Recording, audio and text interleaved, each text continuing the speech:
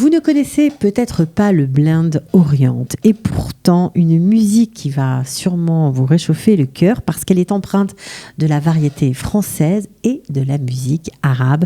Pour en parler, la chanteuse Daniela, vous ne la connaissez peut-être pas, elle est française depuis 30 ans en Israël. Un plaisir d'écouter sa voix.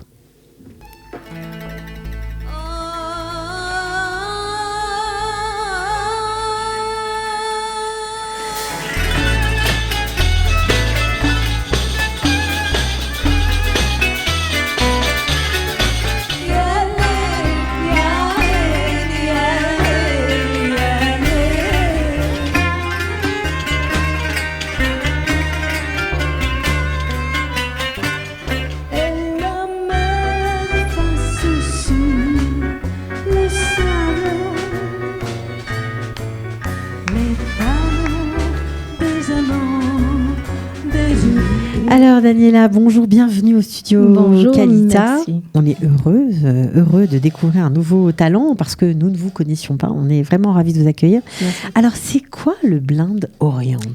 Le Blend Orient, c'est un mélange, je dirais plutôt une rencontre. Une rencontre au niveau du spectacle que nous produisons maintenant, qui s'appelle donc Balad Bladi. Ce mélange se produit à 3 niveaux. Avant tout, et c'était pour moi une révélation, comment des chansons les plus classiques, on connaît les chansons françaises, on a entendu un petit aperçu maintenant, peuvent se rencontrer, se mélanger avec la grande classique des musiques arabes. Donc le mélange et la rencontre au niveau des chansons. Et on peut dire grande musique parce que votre arrangeur, Mounir Kessler, est très connu. Mounir Kessler. Voilà, pardon, j'ai écorché son nom, mais c'est vrai c'est un maestro en kanoun. Absolument. Donc pour les fans de musique arabe, ça va sûrement vous plaire, voilà. C'est clair. Mounir est vraiment un maestro de musique.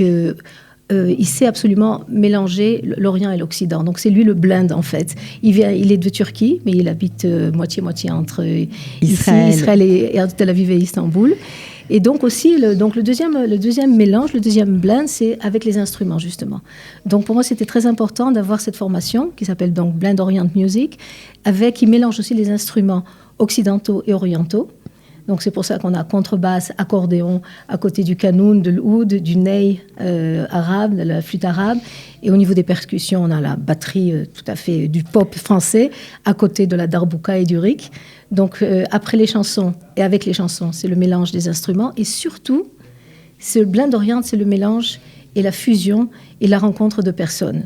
Nous sommes de tous horizons, de toutes religions. On va en parler, c'est ça qui fait aussi la richesse de votre groupe. Il y a des Turcs, des Arméniens, des Juifs, des Arabes chrétiens, des Arabes musulmans. Absolument. Et vous, bien sûr, après tout, Ola Vatica de France. Voilà, c'est assez mélangé.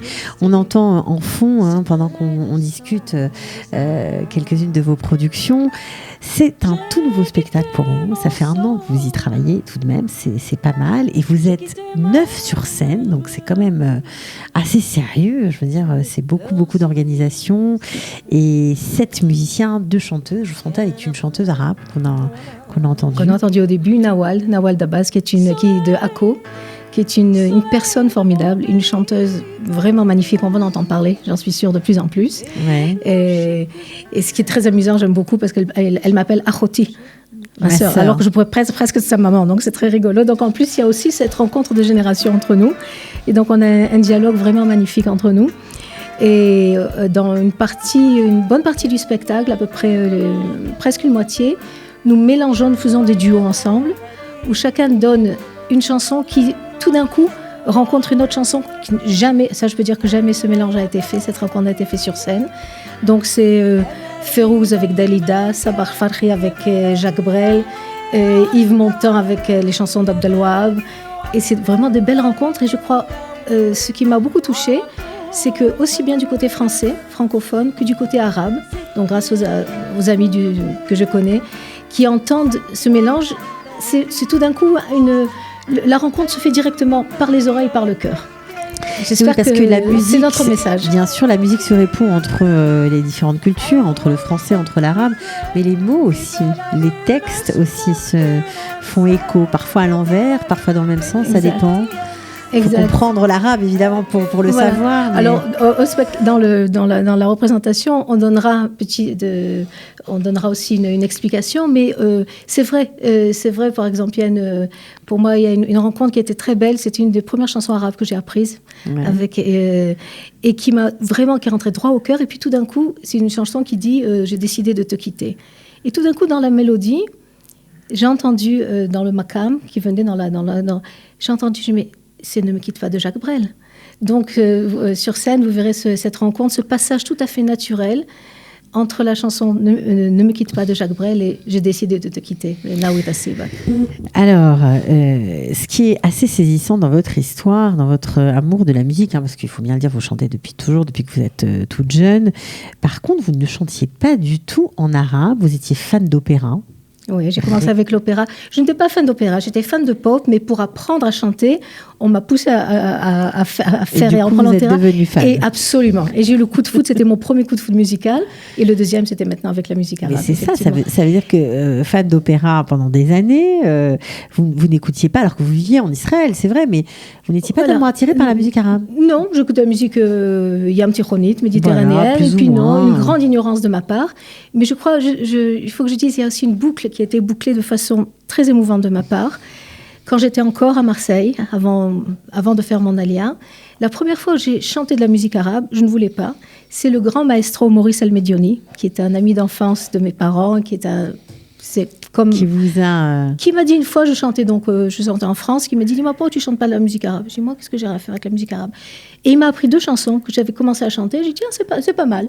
Mais depuis, je n'ai plus jamais chanté en arabe, seulement après toutes ces années. Ouais. Et dans le spectacle, vous avez appris comme chanson? C'était Ben El Barrar Walioum, c'était une chanson que je chante Khdatni de Lynn Monty, mais qui est écrite par Maurice El-Medioni, et que je vais chanter bien sûr, parce que pour moi, c'est rendre hommage à Maurice El-Medioni, c'est absolument obligatoire. Donc, le fameux auteur de l'album Oran, on ne peut pas oublier. Donc Maurice sera présent par le cœur et directement, donc il ne peut pas venir, mais il sera présent là.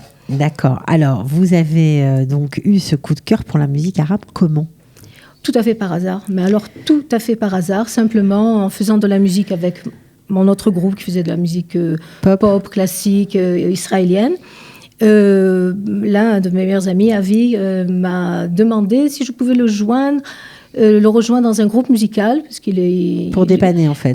Oui, pour faire un peu il faisait seulement de l'instrumental, pour avoir un peu... Une voix. Voilà.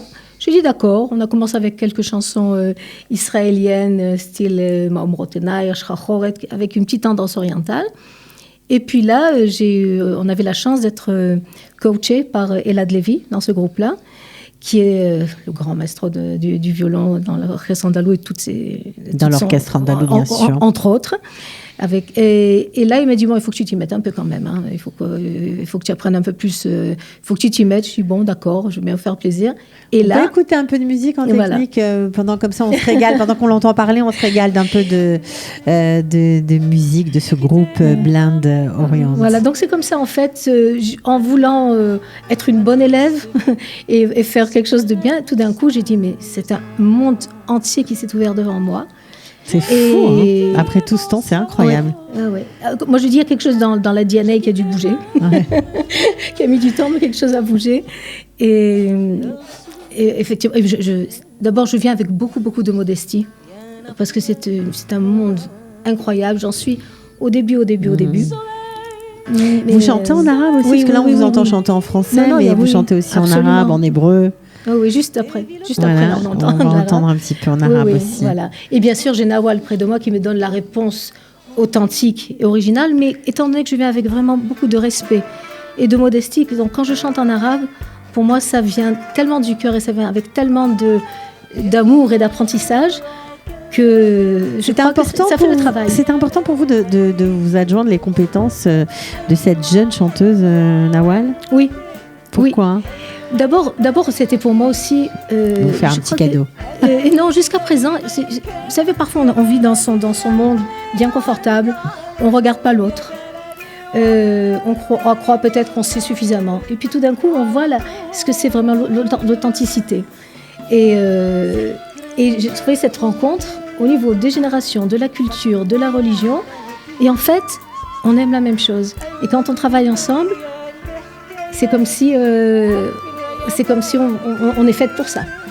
Donc, alors, ce spectacle aura lieu le 18 février à 20h30 au théâtre Inbal à Tel Aviv. Combien de chansons vous allez chanter ?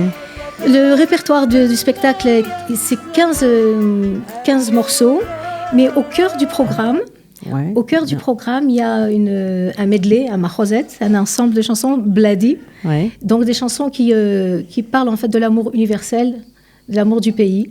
Et on passera Bladi, c'est mon pays, quoi, en arabe. Voilà, donc le spectacle s'appelle Balad Bladi, et donc c'est un machoset, un ensemble de chansons, un pot-pourri de chansons qui commence avec Raoul Journeau avec la Tunisie, avec on a entendu l'Algérie, Adieu mon pays, l'Égypte, le Liban, la France. Donc on a Donc c'est pour tout le monde, même si on n'est pas a priori fin connaisseur de musique arabe, on peut venir. C'est la musique tout à fait accessible. Ouais. Et à mon avis, j'espère tellement que ça va donner aussi ce petit coup au cœur que j'ai eu moi, et de comprendre en fait que quand il y a quelque chose de beau, c'est de la musique qui est magnifique, et quand on parle de la même chose, de l'amour du pays, de l'amour, c'est universel. Peu importe et on le sent, même si on ne comprend vraiment pas complètement les paroles, ça passe. Et comme il y a le lien, c'est-à-dire si vous allez entendre Nawal chanter Habaitek, coupable, Habaitek de Férouz, et moi j'enchaîne avec l'été indien, on comprend que c'est une histoire d'amour qui se passe en été. On comprend et ça passe. Et la musique s'enchaîne et puis nos voix aussi s'accordent assez bien. Bon, en tout cas, vous nous avez donné envie d'aller vous applaudir sur scène. Vraiment, on vous souhaite un très beau spectacle. Je suis sûre que ce sera une très très belle soirée. 9 instruments sur scène, le bonheur. Merci à mille fois. À très bientôt. Voilà, Balad Bladi. J'espère que il y aura plein de monde au rendez-vous. Il y aura plein d'Israéliens dans la salle, évidemment. Et des Français aussi. Et des Arabes aussi, je crois. Des Arabes, il y aura tout le monde. Oui. Donc ça, c'est aussi un moyen de faire un pont dans cette société bien bigarrée et bien meurtrie parfois. Donc profitons-en. Merci. Merci à vous. À bientôt. Sortez, respirez, c'est le Quality Time.